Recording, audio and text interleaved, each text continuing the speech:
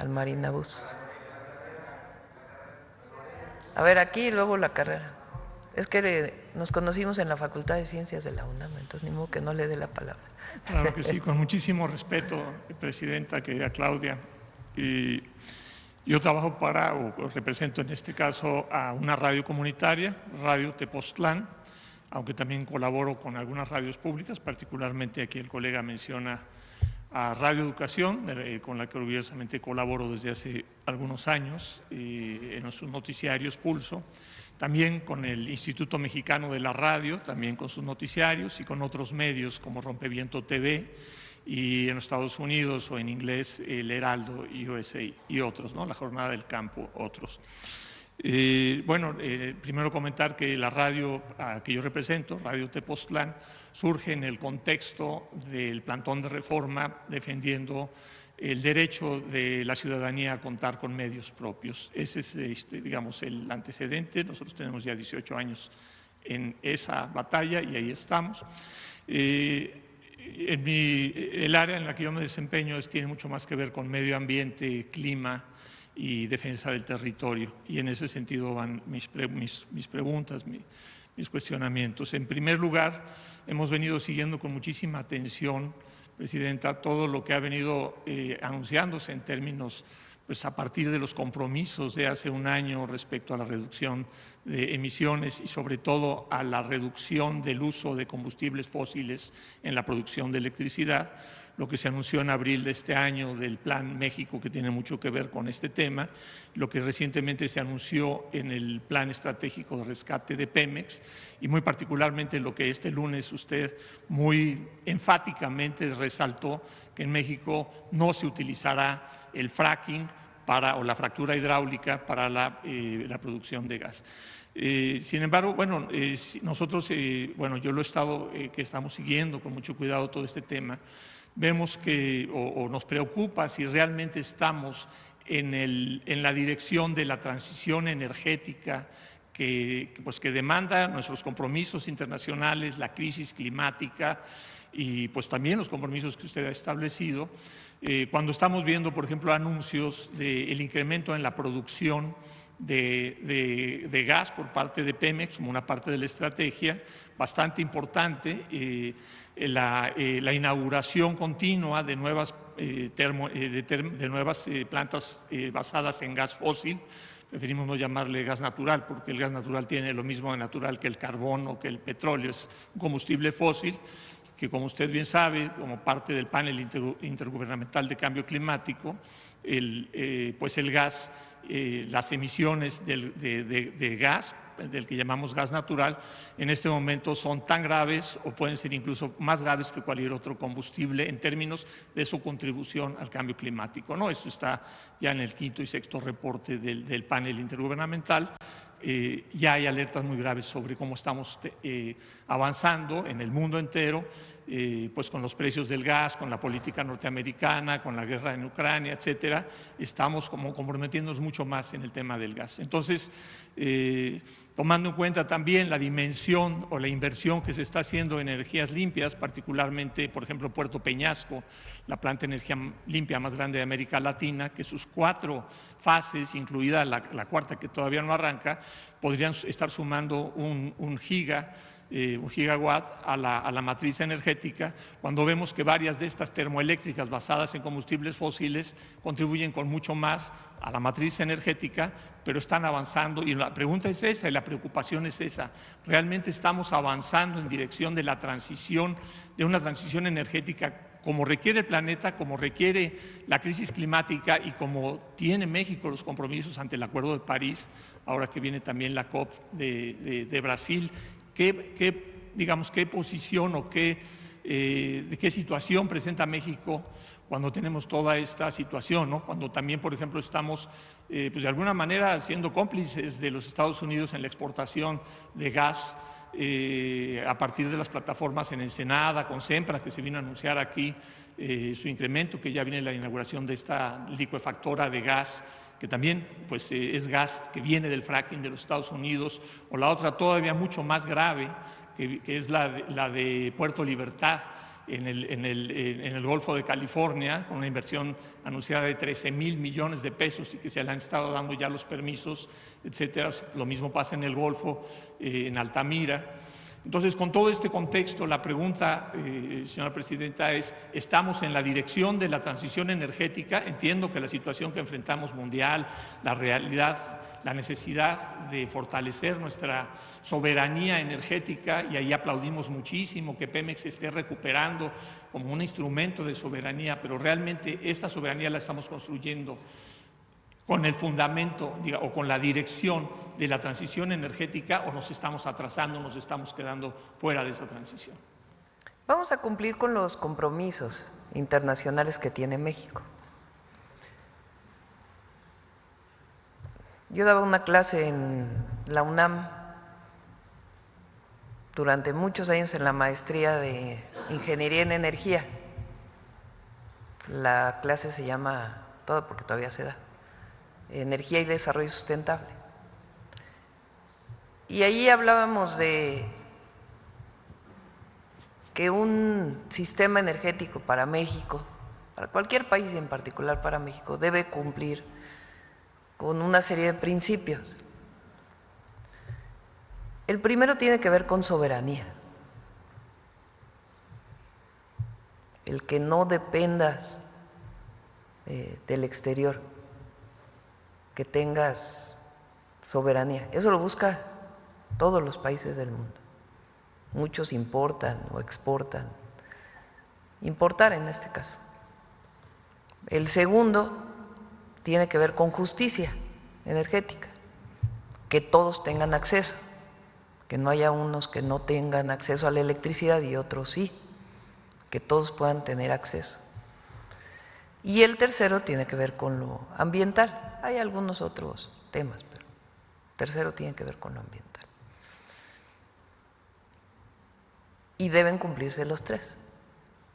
El proceso para cumplir con los tres, pues no es de un día a otro, ¿verdad?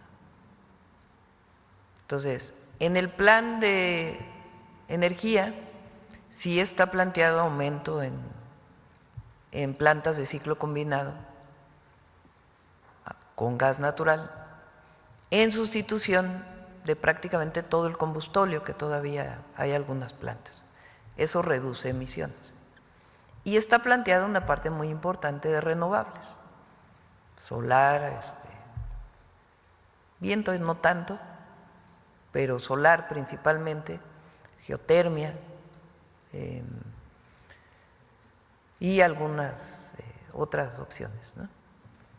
Y en el caso de Pemex, lo que nosotros planteamos es: se mantiene la producción en 1.8 millones de barriles diarios, y todo lo que crezca el consumo, entonces ya entran las renovables.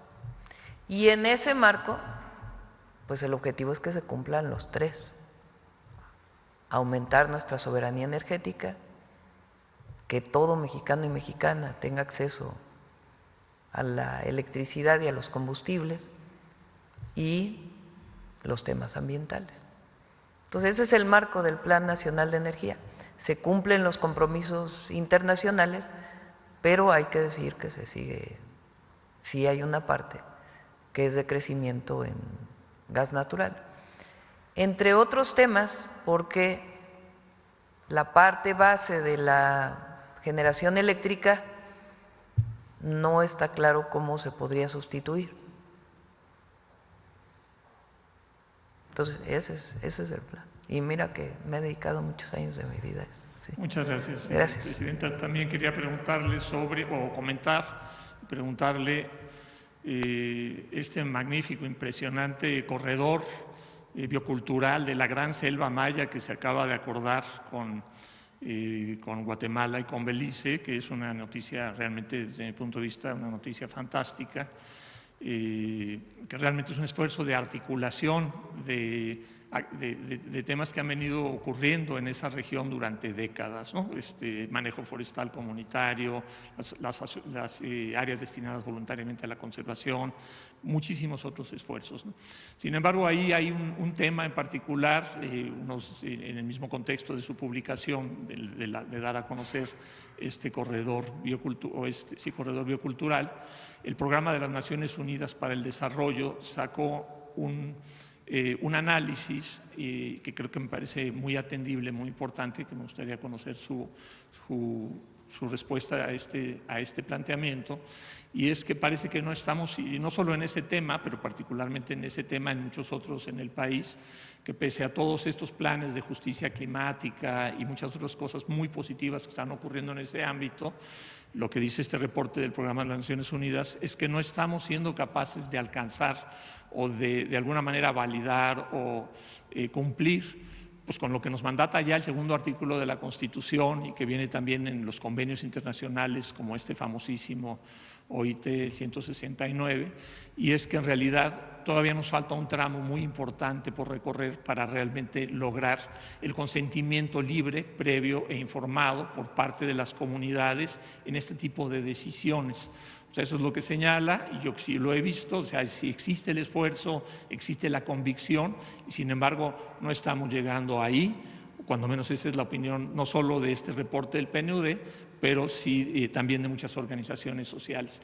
¿Qué nos falta para poder de alguna manera honrar estos grandes e importantes cambios que hay particularmente en el segundo constitucional, en toda la Constitución, en la política pública y en los acuerdos internacionales en términos del respeto al consentimiento, que quiere decir la participación decisiva de las comunidades indígenas, equiparables, afromexicanas, en la toma de decisiones sobre el territorio? Bueno, los planes de justicia tienen que ver con regresar la tierra, eso es más que una consulta indígena. Estuvimos hace poquito en Guadalupe y Calvo, ahí en el sur de Chihuahua, en la Sierra Tarahumara, regresando tierras. Estuvimos en la zona huirrárica también regresando tierras. Y bueno, el presidente López Obrador regresó tierras y derechos de agua. Eso va más allá de la propia consulta. Y además, este año estamos con cerca de 13,000 millones de pesos de recursos directos a las comunidades. Por primera vez hay un cuarto nivel, si lo queremos ver, del recurso público derivado del cambio del segundo constitucional. Antes, por la Ley de Coordinación Fiscal, hay el federal de los ejecutivos, digamos, el federal, el estatal y el municipal. Y hoy hay un cuarto nivel que son las comunidades y los pueblos indígenas y afromexicanos, que reciben un recurso que vamos a ir incrementando poco a poco, y las comunidades deciden en asamblea para qué lo usan. Todas, sin excepción. ¿Cómo lo reciben? Pues a partir de la población y de una pequeña fórmula de situación de marginación y población. Unas reciben más, otros reciben poco menos, pero a partir de esta fórmula. Eso es cumplimiento del segundo constitucional. Y la otra, cada vez que hay una obra que pasa por una comunidad, un pueblo indígena, pues tiene que cumplirse necesariamente con la consulta indígena, que tiene su procedimiento. Todo lo que critican del Tren Maya, todo tuvo consulta. Y las comunidades decidieron. Y también dijeron que querían, además del tren, en sus comunidades.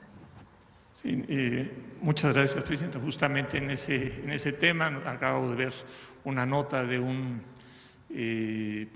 importante representante de comunidades indígenas, Quetzal Sab, allá en Quintana Roo, y justamente él decía que de todos tiene mucho trabajo con muchas comunidades, y lo que él reportaba es que más del 90% de las comunidades indígenas con las que él ha tratado no tienen esos cuestionamientos respecto al tren, sino que están pues realmente muy favorables. Eso es lo que él dice, está publicado en el National Geographic, en un reportaje que leí ayer. Y en ese tema en particular quisiera hacer una pregunta un poco más concreta de lo que he estado planteando, y es qué está pasando en el tema de la mina de Calica, propiedad de este gigante del asfalto de los Estados Unidos, Vulcan, y que tanto respaldo ha recibido de los legisladores, pues sobre todo republicanos en los Estados Unidos. ¿Qué está pasando particularmente? ¿Qué está pasando con el, digamos, con el proceso internacional?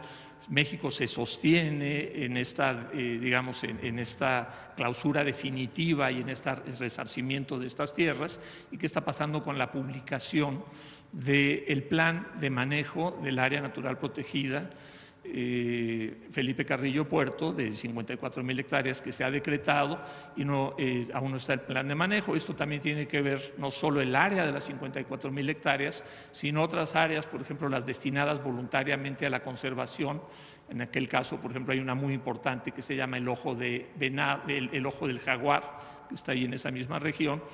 Y vemos que, bueno, no sé si realmente se está complicando el tema por la situación con los Estados Unidos y por estas cartas de los republicanos. Realmente, bueno, ya las conocimos aquí en la conferencia. ¿Qué está pasando? Pues con todo el tema de Calica. Hay una preocupación por parte de las comunidades, particularmente las Torres de la Paz, con la que hemos venido dando seguimiento a sus acciones colectivas que han emprendido contra esa mina. Pues se preguntan y nos piden información, y aquí transmitimos esa pregunta: ¿qué está pasando con todo este proceso? Y si hay la convicción, digamos, definitiva de que esa mina se va a cerrar definitivamente y que se va a convertir, como está planeado, incluir en todo este parque nacional. Sí, hay un panel internacional en donde se está definiendo la situación final, porque pusieron ellos una queja y sigue su procedimiento. Obviamente recuperar que se siga explotando la mina no es opción. ¿Qué opciones se están planteando como una posible alternativa? Que ese espacio pudiera tener un desarrollo turístico de bajo impacto. Como es de su propiedad el predio, tendrían la posibilidad de desarrollarlo. Todo se trabaja con Semarnat. Como medidas alternas, ellos aparte tienen el puerto. Entonces están buscando medidas alternas que no tengan que ver con la explotación de la mina, que estén dentro del plan de manejo del área natural protegida y que ellos puedan seguir, pues, digamos, usufructuando esa tierra, pero de una manera completamente distinta, como una alternativa de posible negociación sin llegar al final del panel internacional. Se está evaluando todo ello. Obviamente, pues hay que ponerlo a consideración de las comunidades en su momento, y lo está evaluando Semarnat para ver si hay la posibilidad de llegar a un acuerdo y no esperar al último momento del PAN. Ya por último, Presidenta, hace unos días, el 1 y 2 de agosto, hubo aquí en la Ciudad de México un evento muy interesante que creo que trascendió menos de lo que se merecía, que es el Parlamento Panamericano, en donde estuvieron personajes, estuvo Naomi Klein, estuvo la legisladora norteamericana Omar, estuvo un legislador español impresionante, Pizarello, y particularmente me quiero referir a la intervención que tuvo el ex vicepresidente de Bolivia, Álvaro García Linera, también colega nuestro, que, bueno, él lo que plantea me parece… También estudió en la Facultad de Ciencias, Álvaro. Sí. Matemáticas. Matemáticas. Tuvo como un año, ¿no? Año y medio. Hizo la carrera. Hizo la carrera. Hizo la carrera de matemáticas, estuvo varios años. Lo que pasa es que aparte le dedicaba un tiempo a otras actividades. Él publica en la jornada y también en ese evento en el Teatro de la Ciudad que me tocó presenciar, y en la plática posterior que pude tener con él, él plantea un tema que a mí me parece muy interesante y muy relevante en todas estas todos estos análisis de hacia dónde estamos yendo, la transición energética, toda la cuestión de la justicia indígena, etcétera. Y él lo que dice en este artículo, y lo plantea en esta intervención, es que él habla de los progresismos latinoamericanos, se refiere a Lula, se refiere a Boric, se refiere a Kirchner, etcétera, y entonces dice que han llegado a un tope en una primera etapa, digamos, de una transición democrática o progresista en América Latina, y que nosotros estaríamos en esa transición muy adelante porque hemos logrado, bueno, el gobierno de la Cuarta Transformación ha tenido logros muy impresionantes en términos de reducción de la pobreza que no tienen precedente en otros lugares de América Latina, pero en esa dirección él plantea que ahí hay un tope y que el tope está relacionado con que seguimos digamos, financiando el desarrollo con la industria extractiva, la renta extractiva, ¿no? Entonces tenemos ahí minería, petróleo, gas, una ganadería verdaderamente depredadora, que es exportadora, que genera recursos, todo un modelo, digamos, que se queda todavía en el modelo maquila de exportación de autos, etcétera, pero que eso nos lleva a un límite en América Latina. Y que ese límite pues lo plantea como una paradoja, porque además nos ancla en el gas fósil, nos ancla en el compromiso con las grandes corporaciones, etcétera. ¿Cómo es que la Cuarta Transformación y este segundo piso se plantea cómo superar ese dilema, o a lo mejor no lo ve ese dilema, ¿no? O no quiero decir que no lo vea por falta de capacidad de verlo, sino porque no lo comparte, digamos, ¿no? Pero ahí está la historia en América Latina, el muy reciente fratricidio que hubo allá precisamente en Bolivia, pero todo esto tiene ese límite de que todavía esta distribución, democratización de la distribución está basada en la renta extractiva, minería, gas, etcétera. ¿Cómo es que, claro que es un tema de mucha... Nos llevaría mucho pero una respuesta... debatir sobre este tema. No creo que ese sea el límite o sea, que el límite sea la renta extractivista, no lo creo. Yo pienso que tiene que ver con otras cosas, más políticas. Pero bueno, sí. Sí, además muy brevemente, Presidenta. Vamos.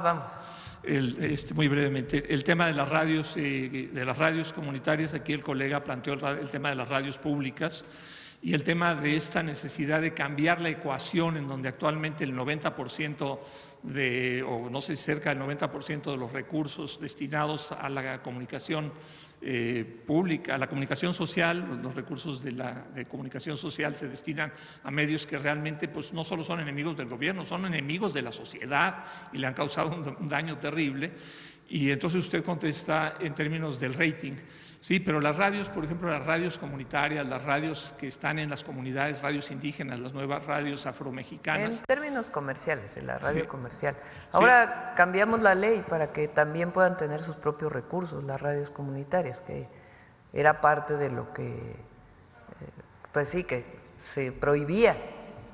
Entonces ahora sí se permite que pueda tener, de acuerdo a lo que defina cada radio, pues un esquema que les permita tener algún ingreso, sí, aparte de lo que pueda apoyar los gobiernos municipales, estatales o federales. Eso lo valoramos muchísimo desde la Asociación Mundial de Radios Comunitarias y creemos que hay que ir mucho más allá en esta inversión de la ecuación del papel que juegan las radios sociales, comunitarias, indígenas en la construcción de ciudadanía en México. Muchas gracias. Ya, presidente. Yo creo que ya cerramos. Muchas gracias. 9:30.